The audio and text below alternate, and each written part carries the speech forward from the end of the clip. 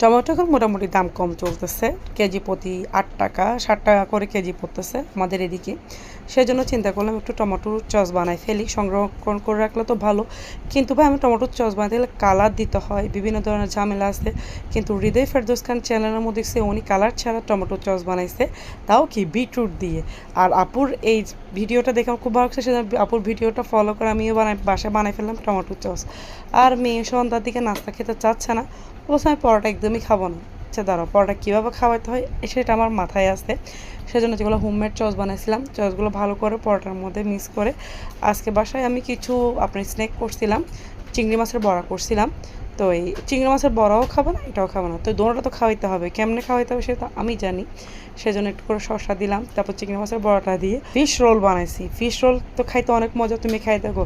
বলছে fish role কীরকম, মানুষ ফিশ রোল কি খায়? হ্যাঁ তুমি খাই দেখো, খাইলে না বুঝবো কত মজা। তারপর আর কি সামান্য মেয়েকে একটু লোভ লাগানো, বাচ্চাদেরকে মাঝে মাঝে একটু কিছু প্রতি একটু লোভ লাগাই, তো লোভ না লাগালে হয় না। এটা বটে ফেলছি, বটে এখন মেখে দিব। মেখে তো আম্মু ঠিক আছে ঠিক আছে, সেরকম টেস্ট অনেক মজা। যে পরোটা খাবা, সেজন্য মাঝে হ্যাঁ হ্যাঁ এখন থেকে আমি বেশি বেশি পরোটা খাবো।